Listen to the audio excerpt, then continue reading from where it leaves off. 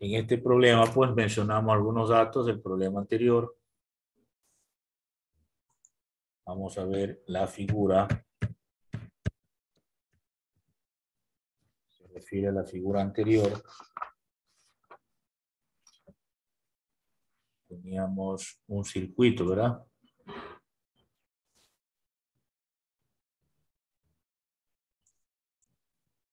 Ahí está el generador conectado a un condensador.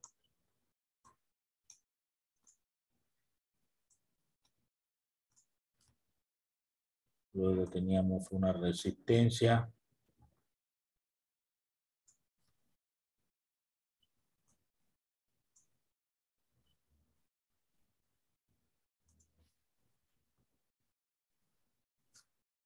Segovia está rayando recién. Bueno, por acá teníamos una bobina.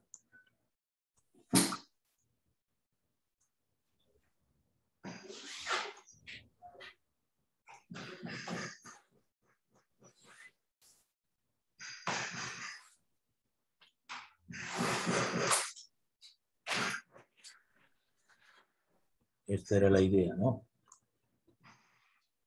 Entonces aquí tengo el generador, condensador, resistencia y bobina. Entonces, circuito de corriente alterna.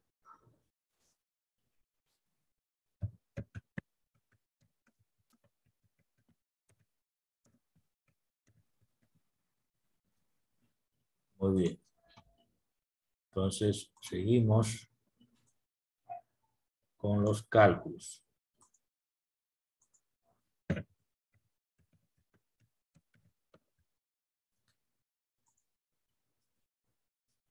En los cálculos, vamos nosotros primero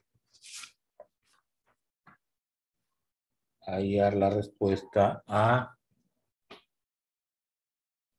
la autoinducción. Entonces, recordamos una fórmula para la bobina. L es autoinducción. Es igual al número de espiras por el flujo, pero esto hay que dividir para la intensidad de corriente. Esto es fórmula. Vamos a poner minúscula nomás.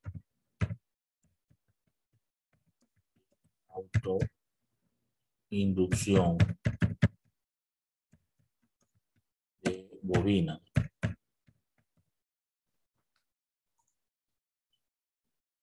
Bueno, teniendo en cuenta esa fórmula,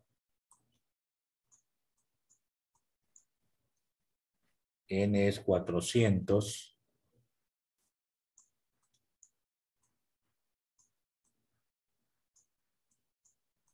por el flujo 10 a la menos 4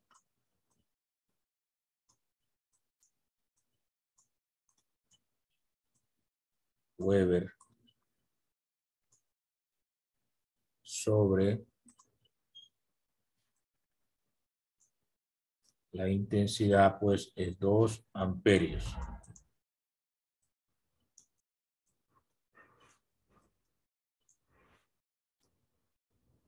Entonces aquí sale L igual a 0,02. Estos son henrios. O puede decirse en vez de henrios, 20 milihenrios. Milihenrios. Ahí está la respuesta a este literal A.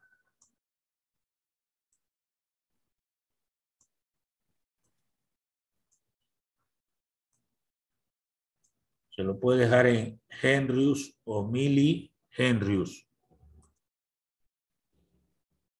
la autoinducción. Muy bien, seguimos con la siguiente pregunta, la frecuencia de resonancia.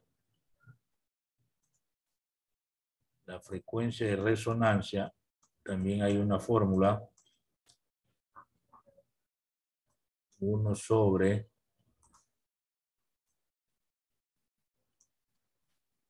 dos pi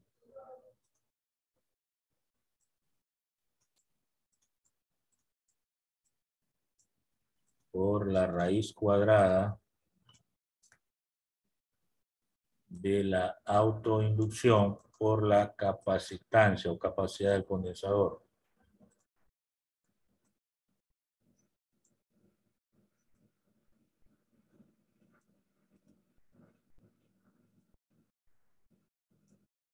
Ya. Esta es fórmula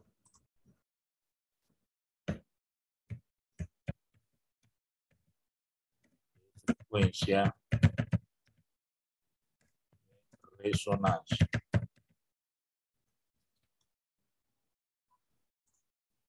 Ya, entonces aquí tendríamos que reemplazar 1 sobre 2 por 3, 14, 16, 3,14, 16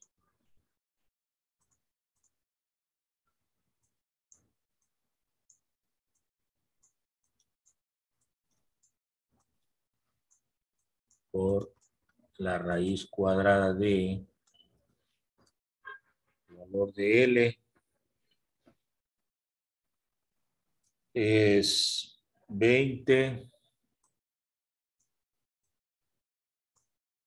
por 10 a la menos 3.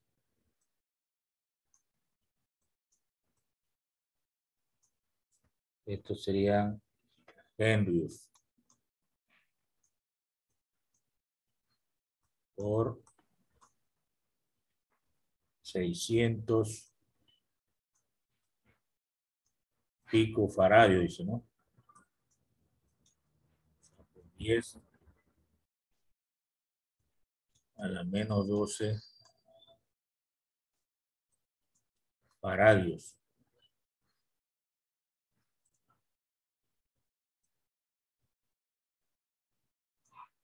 Sería así, ¿verdad?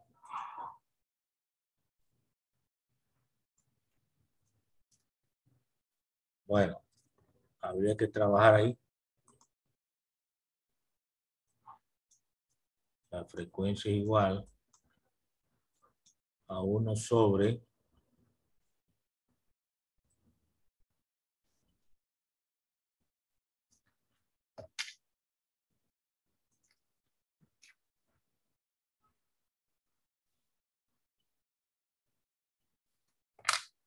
1 sobre, aquí sería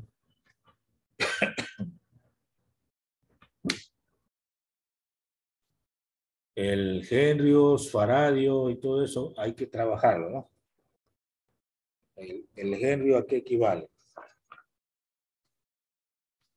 Usted revisa un poco la información que tenemos hasta el momento, el voltio segundo sobre amperio, ¿no? Que es el Henry. Entonces aquí tendríamos lo siguiente. 6,2832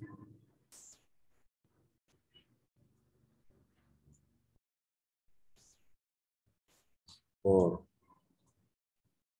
la raíz cuadrada de 20 por 10 a la menos 3. Eso sería 0, 0,2.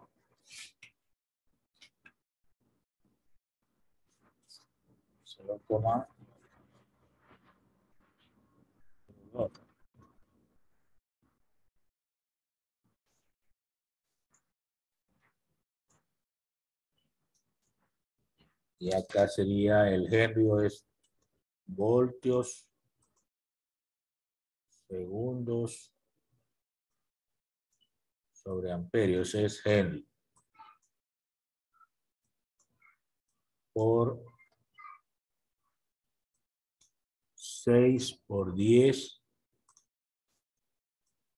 a la menos 10 quedaré aquí.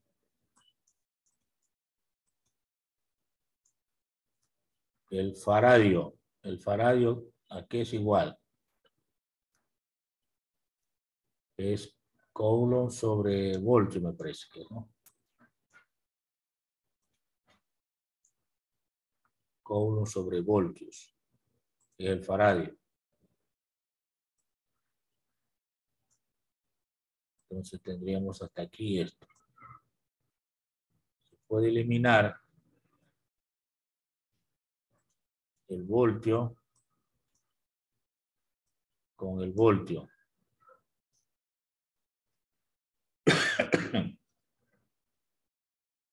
Bien. Y aquí tengo segundos sobre amperio o amperio sobre segundo.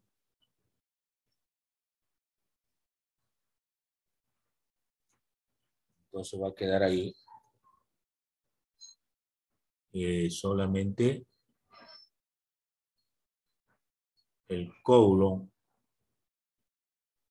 es carga, ¿no? Es amperio por segundo. Entonces aquí hay que verlo a esto de aquí.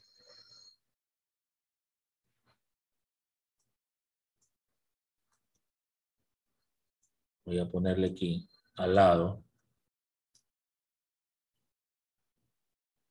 para entenderlo, ¿no?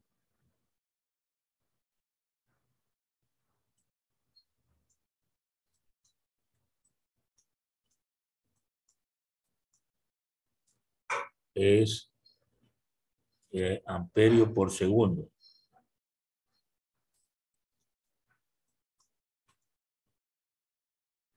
Amperio por segundo. Entonces, ¿qué significa eso? Que voy a eliminar el amperio, ¿no?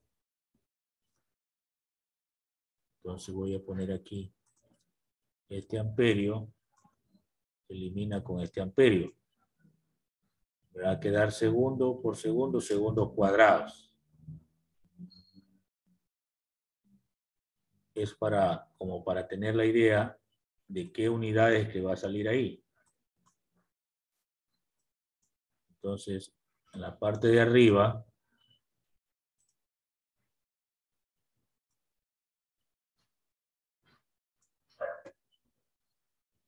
voy a tener al sacar la raíz cuadrada de segundo cuadrado, segundos. Entonces sería el valor de 2pi multiplicado por la raíz cuadrada de 0.02 por 6 por 10 a la menos 10.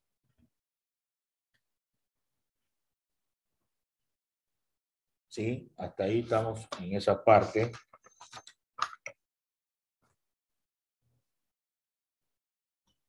Cero coma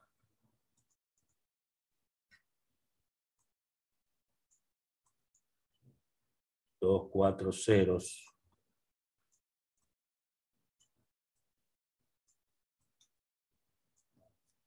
$21.76.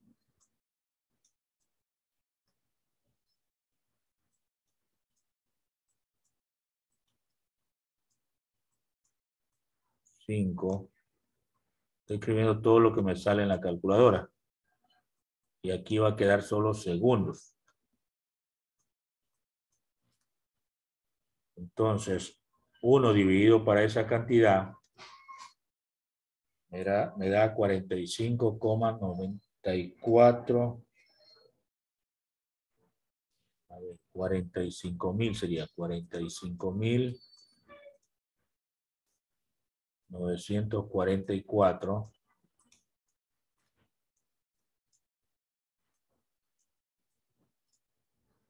Y me quedaría así, 1 sobre segundos.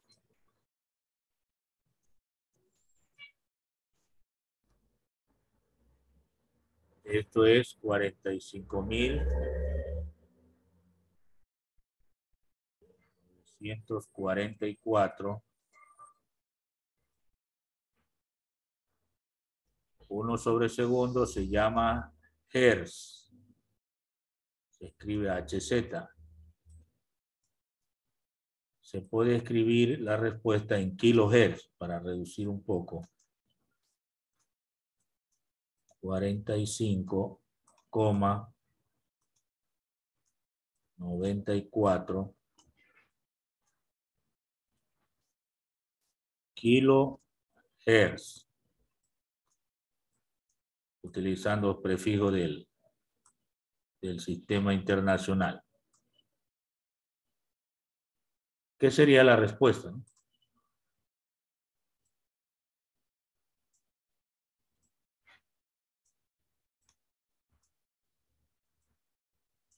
Ok, entonces sería acá. Es la respuesta.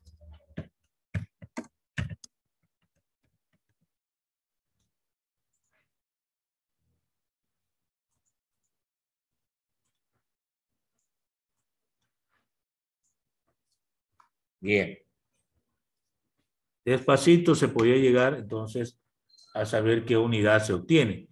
Y efectivamente se obtiene la unidad de frecuencia que se mide en hertz. Pero esa frecuencia corresponde cuando hay resonancia. ¿Y qué es la resonancia? Que la reactancia inductiva corresponde al mismo valor de la reactancia capacitiva. O sea, lo que hay en la bobina como reactancia corresponde al mismo valor de la reactancia en el condensador. Ahí hablamos de resonancia. Recuerde eso, resonancia cuando tienen los mismos valores de reactancia, tanto del condensador como de la bobina. Esa sería la interpretación. ¿Preguntas hasta el momento? No hay preguntas. Bueno, avancemos entonces con la siguiente temática.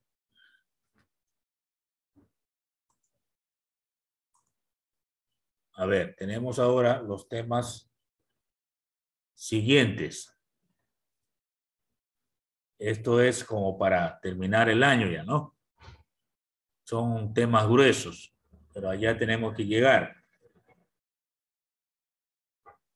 Dos temas amplios, el movimiento ondulatorio, que significa todo el capítulo de ondas. Se destacan principalmente ondas transversales y ondas longitudinales. Vamos a encontrar esas diferencias. Y lógicamente, pues, habrá muchos ejercicios referidos a ondas. Y el siguiente tema grueso es termodinámica. Todo lo que tiene que ver con calor o energía calorífica. Ahí tenemos que hablar de la termometría, que son las escalas de los termómetros, la dilatación de cuerpos. Tenemos que hablar de calorimetría, o sea, la medida del calor, y todas las leyes termodinámicas aplicadas a esta energía calorífica. Eso es la parte final, ¿no? Entonces, para que ustedes sepan qué temas hay que abordar todavía en física, son las ondas y calor y temperatura, movimiento ondulatorio y termodinámico. Bueno, esto es como para que ustedes ya se anticipe y pueda ir leyendo un poco la información, ¿no? Es digamos, un rol compartido, ¿no? En esta parte. Muy bien. Empezamos con lo que es movimiento ondulatorio, definiendo lo que es una onda. Una onda. Nuestro mundo está lleno de ondas de diferente naturaleza. o características. Pero una onda no es más que una perturbación, un desplazamiento energético, llamémoslo así, porque lo que se traslada no es materia, no nos golpea una materia, un objeto físico, ¿no? Lo que se transporta o se propaga es energía, es una perturbación que se ha hecho en el medio. A ver, ¿cómo entendemos eso? Si tenemos una campana, por ejemplo, o campanilla, y hacemos que suene moviendo un péndulo que tiene en su interior, ¿no? Que golpea las paredes de la campana. Se produce una onda sonora, o sea, sonido. El sonido nos llega a nosotros a través de un órgano, ¿no? Un órgano lateral que es el oído, ¿verdad? Y no solo al ser humano, también le llega a los animales el sonido. ¿Y qué es el sonido? Es una onda.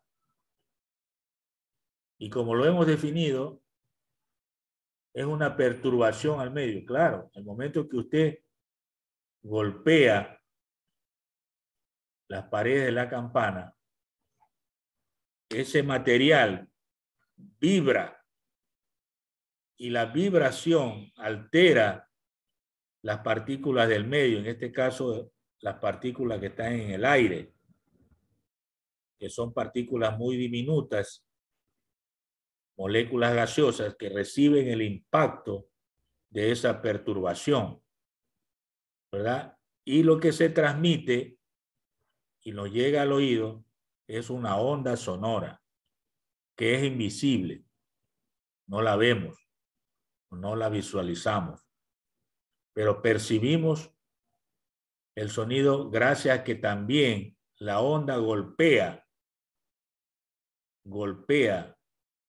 una membrana muy delicadísima que tenemos al interior del oído, que se llama tímpano.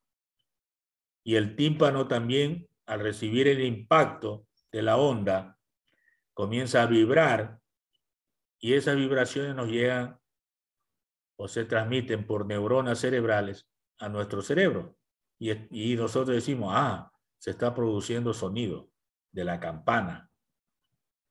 Lo mismo si hay un estallido, una explosión, un trueno, nos llega la perturbación, que es una onda sonora. Pero así como el sonido, también hay otro tipo de onda. Por ejemplo, ondas luminosas. La luz nos llega a nosotros por una perturbación del medio. Este tipo de ondas son ondas electromagnéticas, ¿no? Que tienen otra característica. Esas son ondas luminosas,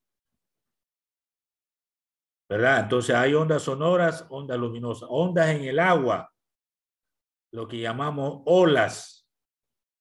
Se han visto en el mar las olas y también han visto en un río las olas, especialmente cuando es perturbado por una canoa a motor, por ejemplo, ¿no? Que va circulando por la superficie del río, se producen unas olas. Esa es una perturbación que en física se conoce como onda. Ahí sí la visualizamos porque el agua es afectada por esa perturbación y adquiere otra característica, ¿no? Lo que llamamos olas. Entonces nos llega a la ribera del río o a la playa del mar las olas, que no es otra cosa que una perturbación del medio líquido, ya sea por una embarcación que está circulando o por simplemente golpear la superficie del agua con el viento, la corriente de aire muy fuerte, o puede ser con la caída de un objeto, Si usted deja caer, por ejemplo, una piedrita en un vaso de agua, alrededor se van a formar unos círculos, ¿no? En el agua. Esos son olas, que nosotros llamamos ondas en el agua. Entonces hay algunos tipos de ondas. Esas ondas las vamos a ir clasificando dependiendo de qué tipo de medio es en el que se propaga, si es en el aire, si es en el agua, si es en un material sólido como la tierra. Por ejemplo, hay ondas sísmicas cuando se propaga en algo sólido como la tierra, ¿no? Sentimos el movimiento, el temblor por la onda sísmica. Ahí se está propagando a través de un medio sólido. Pero se puede apreciar también en un medio líquido como en el agua o en el aire, un medio gaseoso. También hay ondas que se propagan en el vacío, o sea que no necesitan de un medio de propagación. Esas son, por ejemplo, las ondas luminosas, que son ondas electromagnéticas que pueden propagarse en el vacío inclusive. Las características de una onda se las puede apreciar en la lámina. Mire lo que ocurre en la propagación de una onda. Hay un periodo, hay una longitud de onda, hay una amplitud, hay algo que se llama nodo, algo que se llama cresta y otro que se llama valle. Todas esas son características de una onda para que usted vaya familiarizando. ¿Qué es el periodo?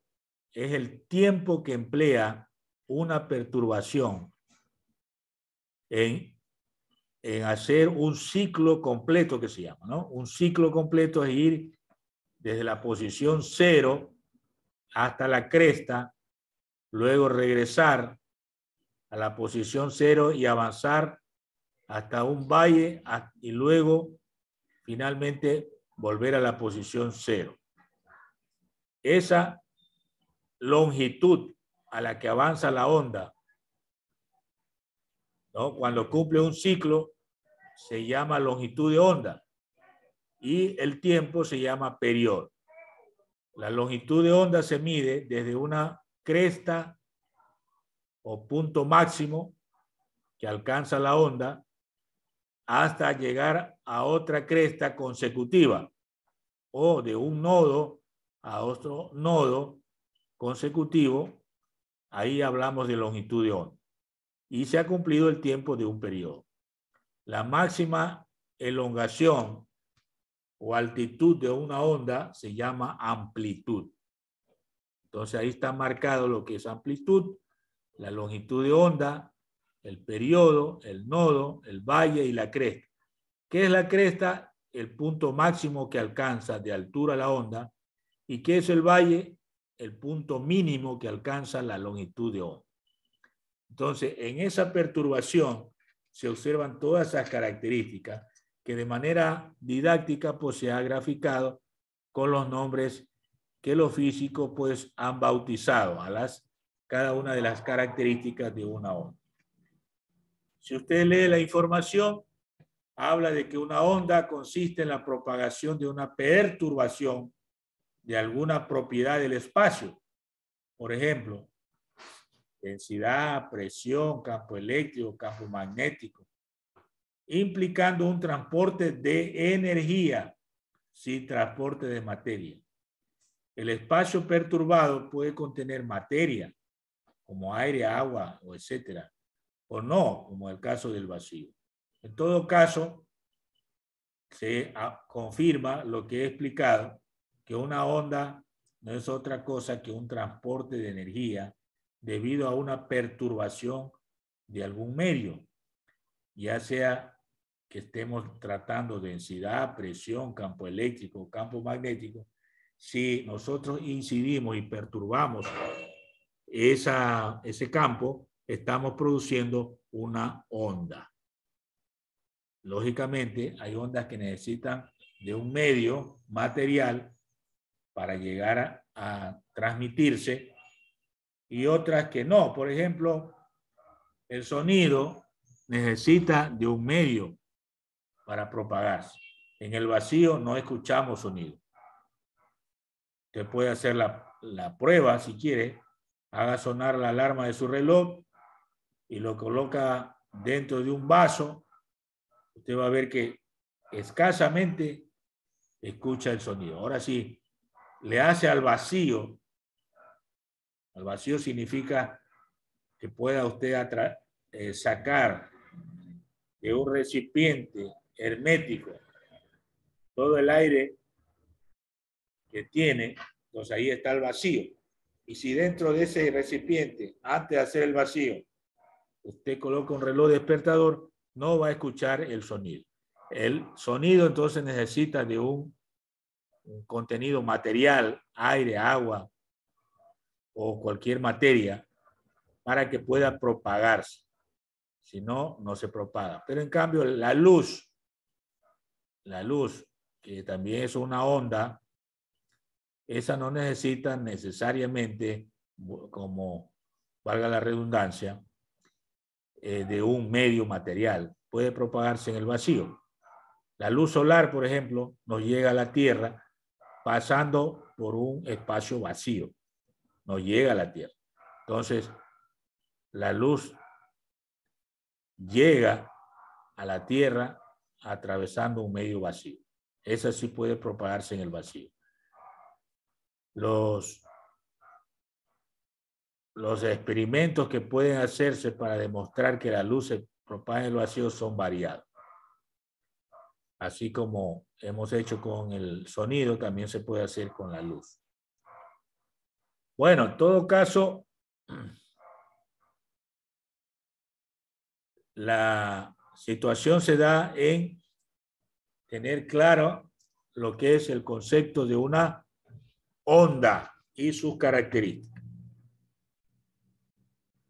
Hay fórmulas que vamos a aplicar a ondas. Ahí están un poco detalladas, las principales al menos.